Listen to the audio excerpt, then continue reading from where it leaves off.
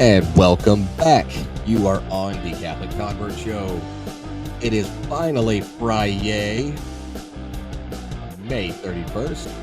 Tomorrow we enter into the month of June, celebrating the Sacred Heart of Jesus. Welcome back, everyone, and good to see you again. Ed, how you doing, brother? Doing great, Jeff. As always, good to see you too, buddy. Yeah, man. You know, I'm fairly excited because I'm getting married in 3 weeks. I know Woohoo! people are gonna be like, wait, I thought he was married. Well, yeah, but technically, no. So, I was never baptized uh, growing up. My wife was baptized as a Catholic, but even though her family was pretty traditional Catholic family, my wife, her mom ended up sick and all these other things. So she never ended up getting her first Holy Communion. She never ended up getting confirmed. So technically, when we got married, and it was an amazing wedding, by the way. I remember it like it was yesterday. I woke up and I told her that after we got the 5 kids we had dressed and ready, and the ones that were in school off to school, we would walk down to the courthouse because it was just down the street, and we'd talk to the probate judge, and we'd get married. And she said, "Oh, okay." Because I never proposed. It was like, "Hey, go get dressed. Why? We're getting married." Oh, okay. That was it, right? So we went to our babysitter's house, picked them up, and said, "Hey, we need 2 people to be witnesses." Drove down to the courthouse and walked in there, gave a donation of like $20 to the probate judge, said our vows, got married, and then we drove to the lake, went to a taco stand, and that was our wedding feast. So super duper romantic, I know. And all the women, the scores of women that listen to this show are just, you know, looking at their husbands with pure disgust. Like, why couldn't you be that romantic? You know? It's- but no, so, obviously we've been married. We've been together for like 20 years now. But we had never had our marriage blessed or convalidated by the Catholic Church. And since I wasn't baptized and my wife was, on a very technical level of canon law, she's Catholic and I'm technically not yet, right? So it was in the eye of the way canon law works is we're technically in a mixed faith marriage, and you have to go through your diocese to get all that approved. And they go, okay, make sure that you understand that you're not going to get divorced. This is a union that is inseparable. It's, in the eyes of God, you become one flesh.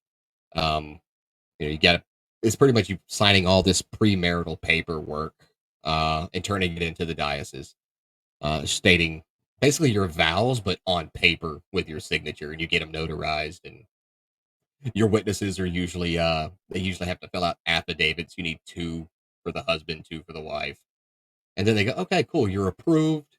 Now you can have a ceremony it's what's known as a convalidation." And it's kind of like a mini wedding mass, but it's not a mass. The mass isn't actually being celebrated. Um but you go in there and the priest will bless you both, blesses your rings. You go through the little ceremony. The whole thing takes like 15 minutes.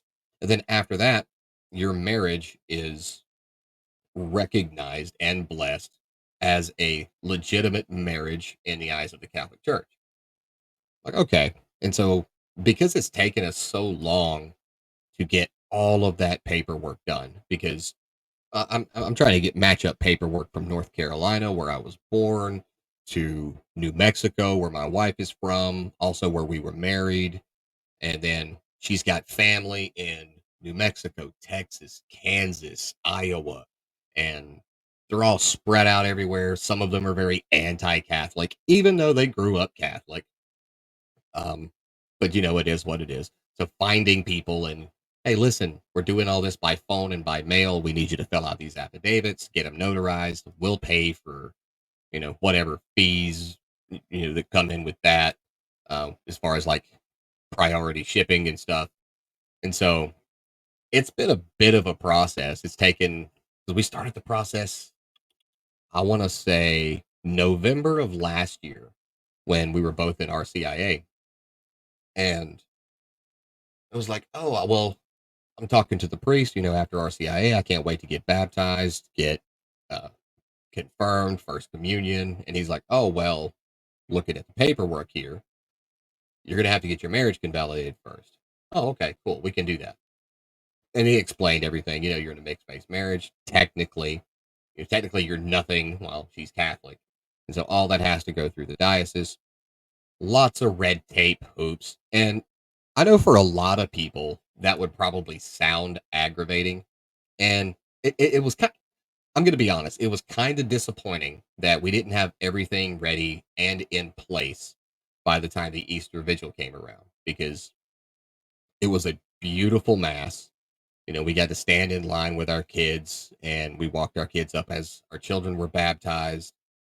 We watched as our daughter and our 15-year-old son received First Holy Communion, and then we watched as my 15-year-old son received his confirmation. And it was like, oh, here we are, just sitting here. All the other 75 people that were in RCIA with us all did the same thing, and we're like, oh, we're just here, kind of thing.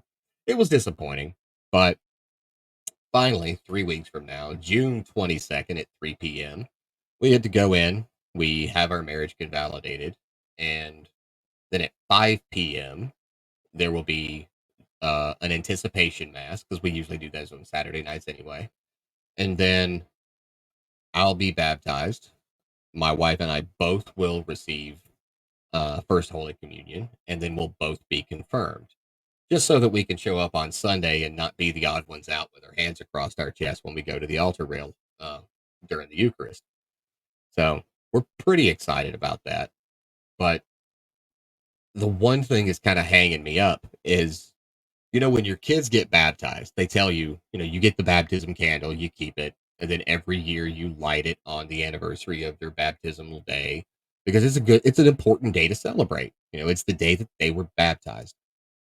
And for most cradle Catholics, that's like a month after their birthday, right? Now, for converts, it's different. And most of them are going to be on the Easter Vigil or within a week or two of that. Others, there's no set strict formula for people to come into the church. So it's like, oh, you could come in and get baptized in like August, or confirmed in, the middle of June. There's no like super set formula for it. It's just traditionally it all happens on the Easter Vigil. But I'm thinking, so all my kids were baptized on the Easter Vigil. Easy day to remember, to celebrate their baptismal day. I have 9 children. That's 9 birthdays that I have to shell out some cash for. Then I have my wife's birthday. And then I have, the stupidest holiday ever, Valentine's Day, right? And then there's one of the greatest holidays, Mother's Day. And then, of course, there's Christmas. And then there's my wedding anniversary, which for some reason I decided that it's a great day to lump it 2 days before Valentine's Day. So I'm just shelling out double. And you can't do that thing like, oh, I'll just take one of the Valentine's Day gifts and put a different label on it. You can't do that. And so now, in the middle of June, we're going to technically have a second anniversary. And it's getting to the point, there's so many birthdays and holidays and things where I'm expected to, shell out some cash and buy gifts or whatever. I'm gonna have to take out a loan like 5 times a year just to finance birthdays and anniversaries. I'm like, because technically we are going to have a second wedding anniversary. I'm like, maybe I can convince her to forget about the one in February, but I doubt it. I doubt she'll go for that. She's like, no, no, no, you're not taking. It's like church doctrine. Nothing ever gets taken away, but we can add to it. It's going to be one of those things. I think you can make an exception with with the wedding one, I think you can choose one of the two. I think that would be acceptable. That's just my You would opinion. think that, but You would think, listen, but I'm not we're a woman. talking of there you go. I was like, you would think that because it makes logical sense. However, it does not make sense emotionally wise, you know? And that's the one thing that I can say that being married and with my wife for as long as I've been with her, um, it's really made me understand the importance of EQ, you know? And it's like,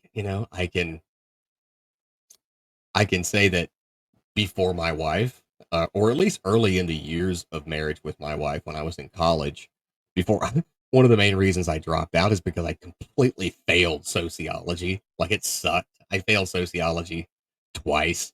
And my professor's like, bro, like, are you dumb? Yeah, yeah, I am. I'm also like an emotional midget. I don't get people sometimes. Like I'm not autistic, but sometimes I'm just like, it doesn't make sense. So why would like doesn't matter? Doesn't matter. This is why you and your wife are arguing. It doesn't make sense, and you won't just shut up. So uh, I can proudly say that I've gotten much better at gauging what emotions mean. I'm fine. Okay, yeah, sure you are. I'll just accept that for right now, and then just start being super supportive for whatever it is. But yeah, I'm gonna have to take out a loan. I'm gonna go into debt. I'm like, all right, pull it into the kids' college funds. I'm like, all right, look, it's really good that you guys are half Hispanic because you still get the minority scholarship because I'm not gonna be able to afford everything else. You could always just get really good at making things for people for birthdays and such. Are you a creative guy? Look, I'm a great writer, and I'm not gonna even attempt to be humble about that. I'm a great writer. I'm a great carpenter. Like I remodeled our kitchen, like from by hand. I use power tools, but I didn't hire anyone to come and help me. The island, I custom built it. Same with the cabinets and the countertops and all that other. I bought the butcher block countertops, but I'm a great carpenter. But if you want me to like make a gift that's not a gazebo, which dude, it's going to be cheaper for me to buy her a diamond than it would be to afford the lumber for that, right? So, Yeah. like, the best they're going to get is like construction paper and like macaroni noodles glued to it. That's the best they're going to get. I am not creative that way at all. My wife is, but that kind of defeats the whole purpose, babe. I need you to make gifts from me to everyone, Yeah, to yourself. that may not work out. Might not work out. Not going to work out. No. What's it like that way in the Byzantine rite as far as the whole marriage thing goes? I mean, obviously, you married your wife, right? Probably in a Byzantine church, I'm guessing. Actually, no. But No? because Oh my n gosh. no, but Sinner. because no, because she had a great uncle who was a priest. He's passed away now, but he was a Latin rite priest. So Hmm. got married in her church.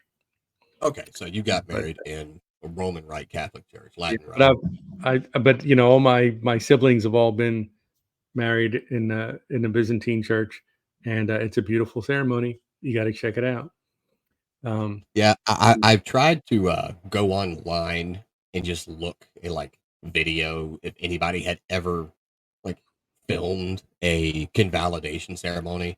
Because mm, listen, I want to know what I'm getting into before I fully commit to this woman. 20 years is not enough of a test drive. I want to make sure. if But Yeah, if you want to get a glimpse of what it would be like to be married either in the Byzantine Catholic Church or even in the Orthodox Church, you just got to watch the opening scene of the movie The Deer Hunter mhm, because that's what you get to see. yes, I remember that.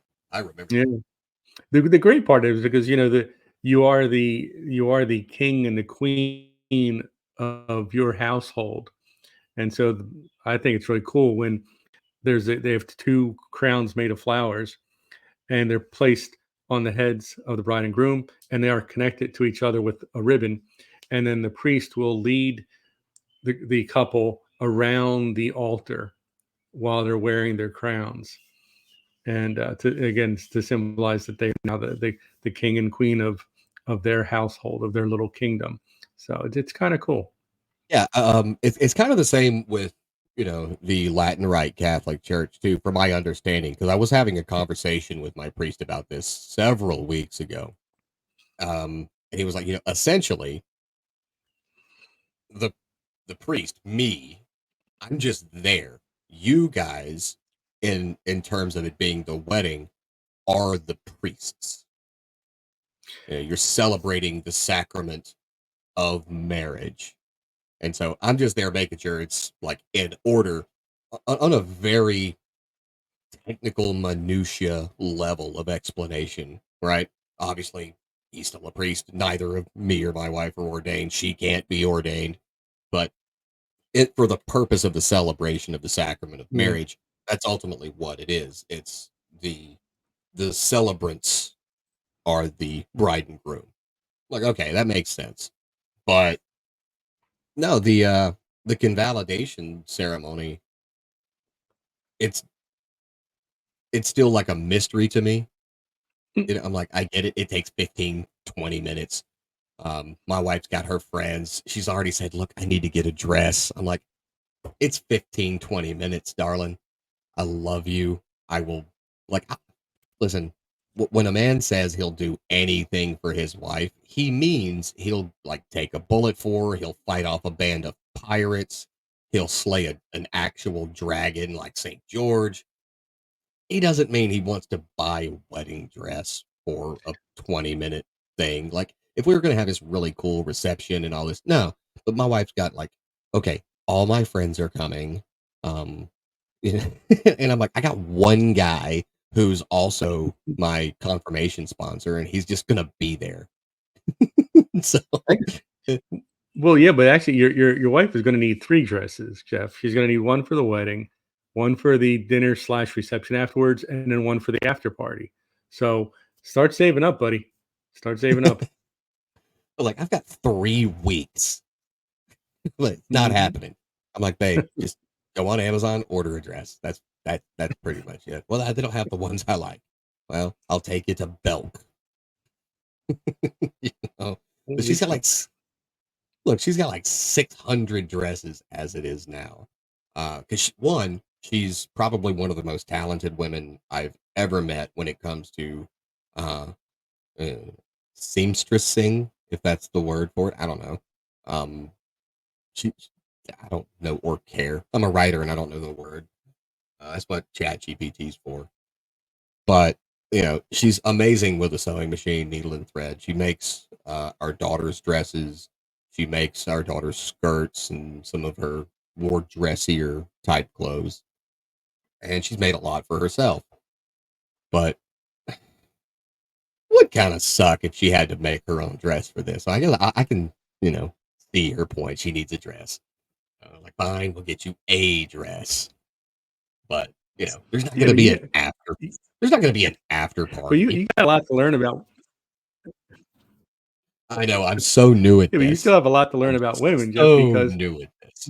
because because because with a guy, you buy a suit and you've got that suit for like the rest of your life. Every now and then you'll buy a different tie to throw on, you know?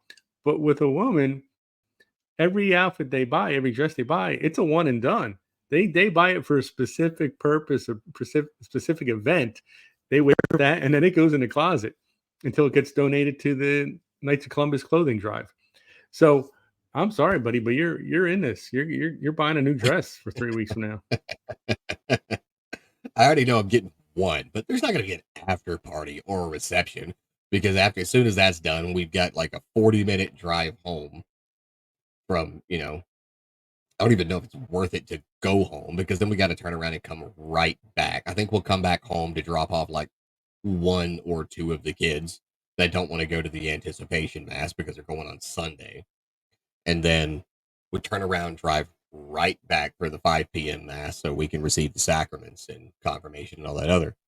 I'm like, I'm like, there's not going to be anything because once we're technically going to be down there for 4 hours for a 15-minute ceremony, and then of course the mass right after, and then I know it's technically covering the your obligation for Sunday mass if you go to an anticipation mass. I don't like missing Sunday morning mass, so we're gonna go home right after the 5 p.m. mass where we're confirmed, and then the next morning, the only thing that's going to change is whatever color tie I was wearing because the same suit and shirt are going on for Sunday morning. But we did the same thing with the midnight mass at Christmas and the Easter vigil. You know, obviously we had to go to the Easter vigil with the kids getting confirmed and baptized in Holy Communion and all that. But look, it's my first ever year in the Catholic Church, and I'm like, I'm not gonna miss the Easter Mass because I know it's going to be absolutely spectacular. It's not going to be 5 hours long like the Vigil Mass was with all of the confirmations and baptisms, but definitely not missing Easter Mass. And then the Midnight Mass is probably one of the most beautiful things I have ever seen in my life because the entire Mass, one, it's at midnight, and the entire mass is there's no electric lighting. Everything is candles, you know, and there's the poinsettias everywhere and the giant nativity scene with a 1,200-pound camel that I had to help carry and set up in there because we have the largest nativity scene in the state of South Carolina, and all of the pieces are life sized. So it's a life size cow, life size camel, you know, Mary, baby Jesus, Joseph, the wise man, the shepherd. Everything is completely life sized. And it's all like solid wood carving from this company that's been making statues for the Catholic Church since the 1500s in Germany. And I think the camel alone cost around $30,000. Like, That's it's a pricey yeah. camel. And but what's crazy is one person in the parish decided they'll pay for it, and so they just wrote a check for 30 grand and paid for the uh, camel because I think it took probably 10 years to amass all of the funds so that we didn't take anything away from any of the charities or the overhead for the operating costs of the church just to fund the entire nativity scene. And the largest piece was the camel. And one parishioner was like, I'll write you a check here. Boom. You know, good tax write off for that guy. I think it was a dentist. You know, they've got the cash laying around. But Hmm. it's so beautiful. And my look, if you've never, I don't care if you're not Catholic, go to a midnight mass on Christmas Eve. You'll probably be Catholic by the time you leave. It's one of the Very most true. amazing things I've ever seen. The choir, you know, the just the pure atmospheric conditions of awe that are there. It's incredible, you know. But I know people are probably wondering, wait, I thought there was supposed to be this rock star guy on the show today. Well, listen, Ah, something happened. think And what happened is he was supposed to be here today, and at the last minute, he was like, can't make it because one, there's going to be like 40 dudes outside of his house with chainsaws removing a lot of trees, so it's going to be noisy. And two, he has a gig tonight in Jersey, so he's not going to be far from Ed. Uh, and the guy's 78 years old. That's already a lot of stuff that's going to be on his plate, you know. yeah, And his wife convinced him that it would probably be better to do it next week. So we are moving that, and he'll be here next week, you know. But excellent. the rest of this is going to be completely winged, and I don't mind winging it. It's one of the things that I mean Ed and I started doing from day one, just talking. We actually came up with a plan for this show, And then we threw that plan out the window probably 2 days in, and we just wing it. I know as far as content Very wise, good. sometimes we talk about what now?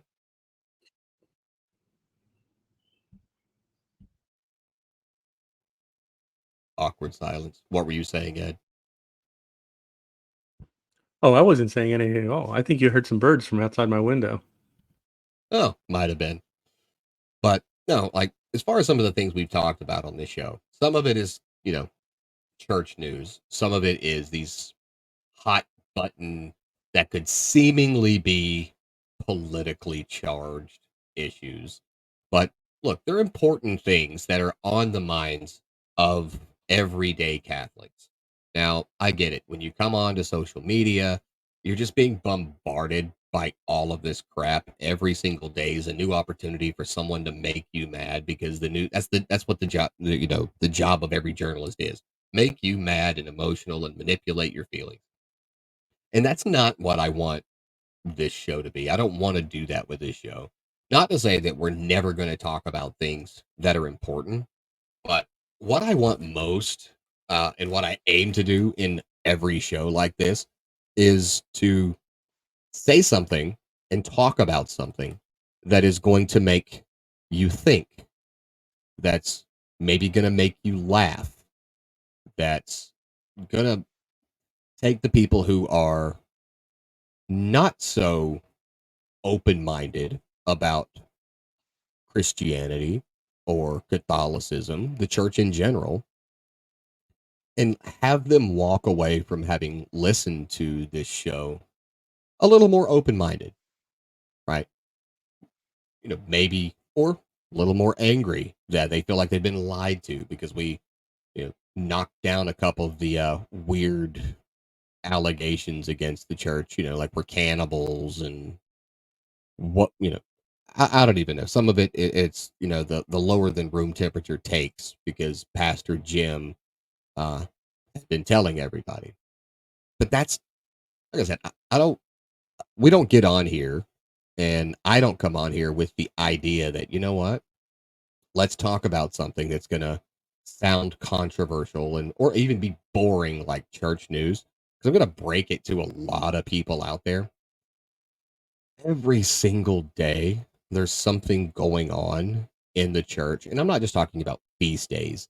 I'm talking there is the all of the different talks and surveys and listening sessions for like the Synod on Synodality and all the 99.99999% of Catholics do not give a crap about any of it, or they do not know about it because they do not give a crap about any of it. Right? It's boring. Like if I went down the list on, I don't know, what's that, EWTNs, and looked at their little news thing, some of it's going to be like, I don't know what any of this means, and I do not care enough to learn about it. Right? One, there's just too much to learn. Right? You thought the news headlines were busy in secular news. Take a look at Catholic news.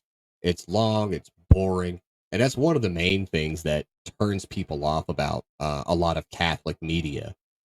People want to hear about things that are interesting. They want to learn something new. They want to walk away from it with a fresh perspective. And as amazing as it is, they're not going to care about this small priest on this island in the middle of the South Pacific that no one can pronounce, uh, got a brand new altar built. That's amazing. It really is. The people on that island, that priest, and the souls on that island care about that. And I'm not trying to be mean, but no one wants to, like, no one really cares about that unless they had something to do with it, you know?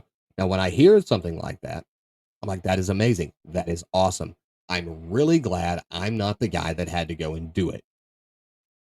And it's not because, like, ugh, better him than me. It's no, that guy is doing a much better job at it than I ever could if I tried. But when people come on and they listen to this show or they watch the show or they boycott the show, whatever it is, I want it to be because they were entertained but they still learned something and they still laughed. They got a fresher perspective. And that's one of the cool things that, Ed and I talked about on here with, bringing stuff out of his basement because he's got over 1,000 pieces of legitimate church history. I think one of the first pieces he brought on was a papal bull written on vellum in ecclesial Latin with the signature of Pope Innocent the Ninth right there on it. Yeah. Like, that's incredible. Cool stuff like that matters to me. It's like the whole reason we turned on the History Channel when we first got cable, and that is now just overran with like Pawn Stars and Ancient Aliens crap. Right? It's the whole reason we turned on because we wanted to learn something, and that's what I hope happens here. Maybe today someone was like, I had no idea that technically that was a mixed faith marriage and that their marriage had to be convalidated, and there was a thing called a convalidation ceremony. Yeah, maybe you didn't know that because I lived 20 years with a Catholic woman, and guess what? I had no idea, and neither did she. So that's what I want for it. But like I said, it doesn't mean we're not going to talk about some things that might upset the anti-Catholics. Yeah, well, that's always going to come up. Well, but yeah, I think We that just yeah, that's breathe and they're mad. usually, but yeah, that's one of the purposes of this show. I mean, if and not that there's anything wrong with any of these things, I'm glad we have them. But if somebody wants a show where they're going to be praying the rosary, there's plenty of those available. If they want other prayer groups on there, if they want, like you mentioned, EWTN, if they want to get the latest news. But I think what we do, or what we try to do, is to look at the world in general and life in general, but through that Catholic lens. Like, because a lot of times From two that's why I try less to than get. holy people. Oh, absolutely. Um, but and that's the thing. I mean, I try to, because and I kind of learned this back, when I started teaching CCD, is that these 13-year-old kids have absolutely no interest at all in the faith. But when I try to explain it in a way that it has to do with their everyday life, it has to do with the way they are at home with their parents, it has to do with the way they interact with their classmates, it has to do with the way they approach their schoolwork or their soccer practice and things like that, that their faith is a part of all that. Then they start to become interested in it because, okay, it really is a part of my life. It's not just an hour on Sunday or whatever. And then I do the same thing with the men's groups I'm in. Is that some of these guys are older. Believe it or not, there's actually guys out there that are older than me. And some of these guys grew up in a time where God was the guy with the long white beard up in heaven, ready to throw a lightning bolt down at you when you sinned.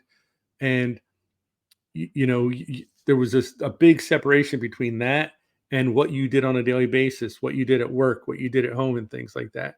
And so, some of these older gentlemen, I try to explain to them that no, your faith is wrapped up in every single thing you do. And I think that's what we try to explain is that the way that you approach everything. Look at you with now you've learned that. Your marriage that you have with your wife. I mean, that's obviously God is very wrapped up in that, but you had no idea that there's all this involved in your particular situation, and now you are aware of it, and you're working on that. So, but again, everything you do should involve your faith and should involve the Lord, and I think that's kind of what we talk about, and so that's why it's important what kind of TV shows you watch, what kind of friends you hang out with, what kind of extracurricular activities you get involved with, what kind of a job do you have? All these things, they should all be looked at through that, in our case, a Catholic lens, and broader terms in a Christian lens, and it should be part of that. So I think just two regular guys hanging out, chatting, are discussing how we approach our lives through that Catholic lens. Yeah. And,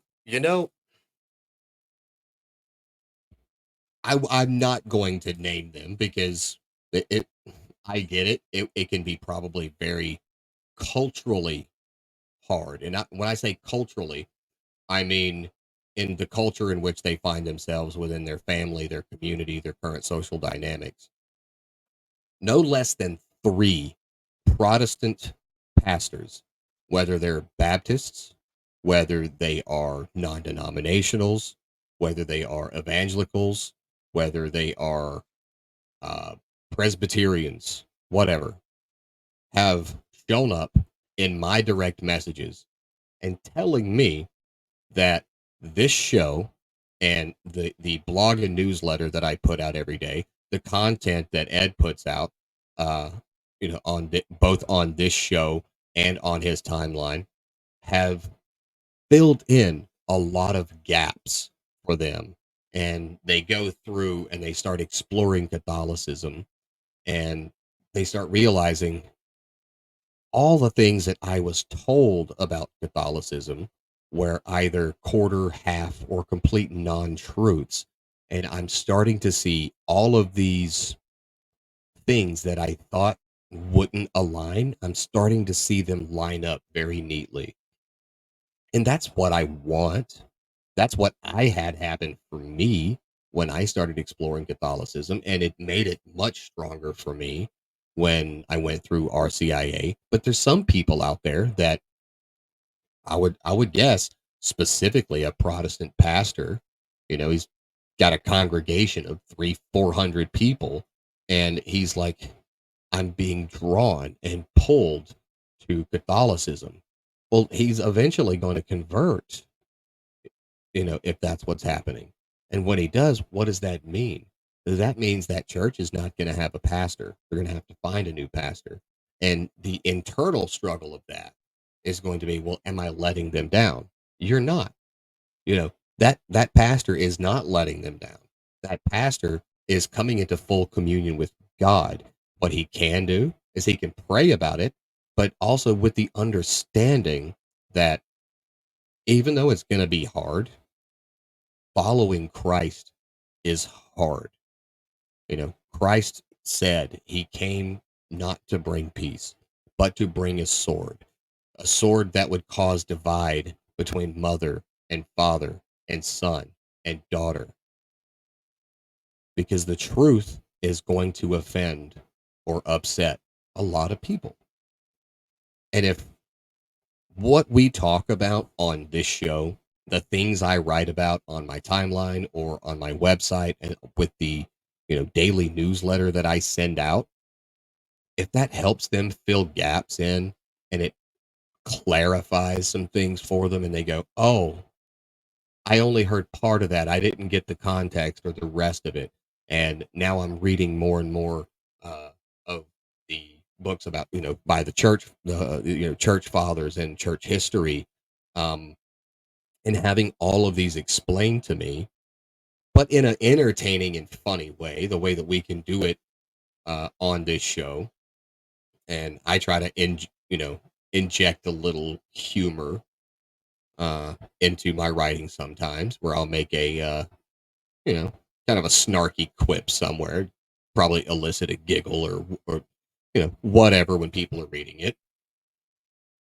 But my intention is not and will not and has not been to cause controversy. It's been to tell the truth. But look, if I sit up here and it's kind of like, if you're a high school teacher, you've got all these bored teenagers and you're trying to teach them about physics and they have zero interest in it, you know, and you go, wait, how about this? Student number one, you come over here, you close your eyes, put this blindfold on and hold this ball bat. Suddenly, everyone is interested. What are we learning today? It's physics in action. It's entertaining. It gets them involved. And that's what I want for this show. That's what I want for the writing. You know, you couldn't have gotten me to pass chemistry to save my life until I was taught by my chemistry teacher how to blow stuff up. Yeah, now I'm interested. We accidentally launched a concrete volcano that probably weighed like 50 pounds. We launched it like 70 feet into the air. The explosion was so big that the funeral home down the road called the high school. Well, now listen, they claimed that they were trying to check if everything was okay, but they might have been looking to see if they needed to start making some bookings, right? But it flew up 70 feet something into the air and embedded itself into the ground. We're lucky it didn't kill anyone. But you know what? We learned a lot about how sugar and potassium and all these things work when you're trying to put together a volcano. That's what I want for this. That's what I want for my writing. I want to fill the gaps, help people learn something, make people at least open minded who were not Catholic who come on to the show because you and I both have the most magnetic personalities on earth. You know, Without a we're doubt. basically a pair of Cary Grants, right? Even though he's a bit younger than you. Hilarious. Yeah. But that's what I want. Yeah. It's when you get out there and there's so much animosity towards the Catholic Church, and then you find out that so much of it is just because somewhere down the line someone has told someone a lot of fallacies about the Catholic Church, and I kind of like those moments that I have. I mean, there's a lot of crazy moments on social media where there's just you're borderline arguing with someone, but then there's a lot of those moments when someone realizes that, oh, you know, Pastor Bob or my mom or my best buddy or somebody told me that you Catholics do A, and now you're telling me no, you don't do A. You've never done A. There's nothing in the catechism or canon law that says you do A. I'm really glad to know that, because now I have a more of an appreciation for what you guys are all about. I'm not ready to, you know, jump the curb there and become Catholic, but at least I understand a little bit better about what you guys are all about, and that's been a big part of my experiences on social media, is realizing that getting into arguments about those things doesn't really get you anywhere. It just increases the gap between you and whoever you're arguing with. But just trying to explain to someone, no, I'm sorry you've been told some so and so. We don't actually do that, or we do it, but here's why we do it, and maybe this will help you to understand it. And approaching it in that way has really lessened the gap between me and some non-Catholics out there. And you're right. I mean, I think that is one of the reasons that we have this show, is to get people to know that um, we're probably a lot closer theologically speaking than you would think. You know. Yeah. And now we're going to throw all of that out of the window. And before I do this, I want to I want to go ahead and explain. I was bored, so I renamed the segment just for today. And today we're going to find I hear out what you got. what's in Ed's creepy basement. Well, well, but that's the thing. See, the things I bring up, they're not from the creepy part of the basement. That's the part I don't discuss. I don't talk about the creepy part. You know, I step over the creepy part to get to the good stuff. But today we are taking a trip across the globe, actually, because today I brought in for you, actually, and I've discussed it many times already, is that I love art. I love religious art. And so what I brought in for you today is an Ethiopian icon, and this is not as old as some of the other stuff I bring in. It's probably about 150 years or so old. But this is an Ethiopian style icon. And you notice it's made of wood. It opens. You've got obviously Christ in the center there. You've got the baptism on this side. You've got the crucifixion on the other side. Um, and you'll notice the style is a bit different than you might see in a lot of Catholic churches, even much different than you would see in Byzantine Catholic churches. And there's something that's very interesting about the Ethiopian style. In recent years, they have actually switched to more of what would be considered a Byzantine style in their depictions. But back in the day, one of the things that they used them as teaching tools, and they wanted people to understand who the evil people were in the story of the Bible and who the good people were. So again, I'm getting some reflection off there, but if you see both eyes of a subject that's in an Ethiopian icon, you know that they are one of the good guys. They are typically a saint or at least a holy person. If they show them in profile so that you only see one eye, then they would be an evil person. So, like, if there was Satan appeared in an icon, he would be shown in profile, and you would only see one eye.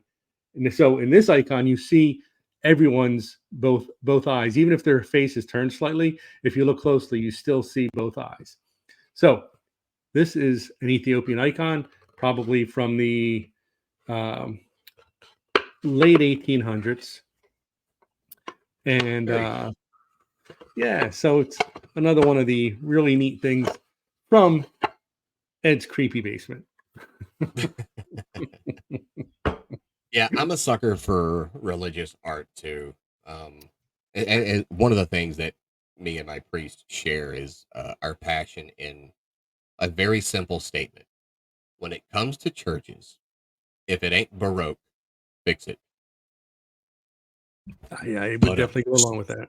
Yeah, no, I got that one, but yeah, I go along with that as well. I don't like this any of these churches built or in some cases um, refurbished in the last, I don't know, ever since I was born. Really, this with the modern styling and stuff, drives me crazy. You know, a church should yeah, look like a and church. It's a house and of I know God. some people are going to hear us It's say this. Some it's people you are know going to you've hear got us say this, and they're going to say, yeah. "Well, it's not in the building. Yeah. It's not about the building." Look, like no one's saying it's about the building. We're simply saying that when we look at a beautiful church, we enjoy it. That's what we're saying, right? And when people complain, well, why did they build all these giant cathedrals? Because they tried to do the absolute best they could as an offering or in a celebration to God. That's what it was for. Like if you look at Chartres Cathedral, they literally this is the Middle Ages when they built the Chartres Cathedral in France, and I think it took 600 years to build it. Listen, they thought, especially in the Middle Ages, that the second coming of Christ was literally any day. And honestly, it is. But they very, very much believed it so much in the Middle Ages in France that when they built the Chartres Cathedral, they thought they didn't think they were building a church. They thought they were building a foyer for Christ himself. Like that, when he came down, this is the room that he would see and be welcomed into, right? And it's that level of love for Christ that's reflected in art. It's no different than why we hate modern art. If you see a beautiful statue with a beautiful attention to detail, and then you see, well, I don't know, a sculpture of a blob of nothing, and well, the meaning behind it. No, no. Beauty is equated to truth because all things that are true are beautiful. And beauty, I'm sorry, but beauty is not subjective. Beauty and truth are both objective. Speaking of beauty, Absolutely. speaking of beauty,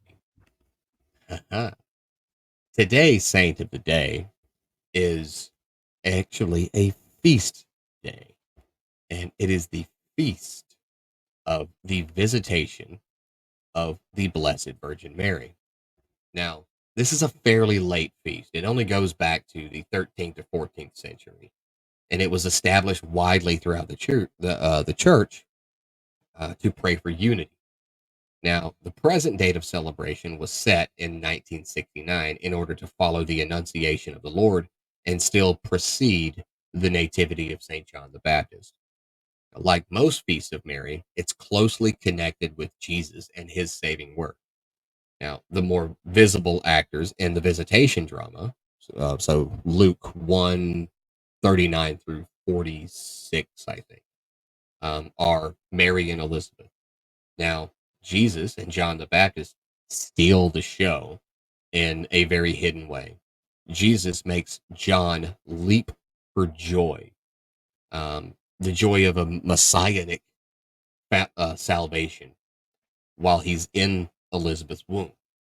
Elizabeth, in turn, is filled then with the Holy Spirit and addresses the words of praise to Mary, words that will go down through the ages. You know, the mother of my Lord, all women shall call you blessed, right? And no, you got to remember, we don't have a journalistic account of this meeting, and Luke was rather speaking for the church, and he gives a kind of a poet's rendition of the scene. You know, it's Elizabeth's praise of Mary as the mother of my Lord can be viewed as some of the church's earliest devotion to Mary. And with all authentic devotion to Mary, Elizabeth's or the church's words first praise God for what God has done to Mary. And only secondly does she praise Mary for trusting God's word. And then we have the Magnificat, which Luke 47 ish to 50, 60, 55, 60, right? Depending on the exact translation you have. And it's there, Mary herself, like the church, traces all of her greatness to God, right?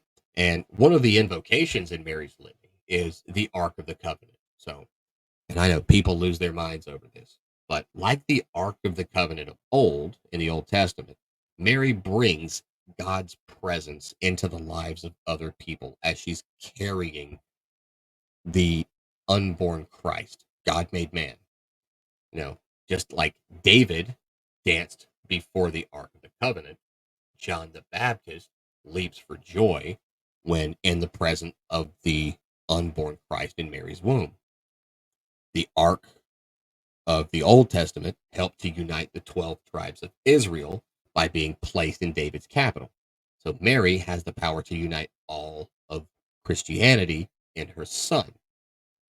Now, at times, devotion to Mary obviously causes divisiveness, but any authentic devotion to Mary leads to no one else but Christ.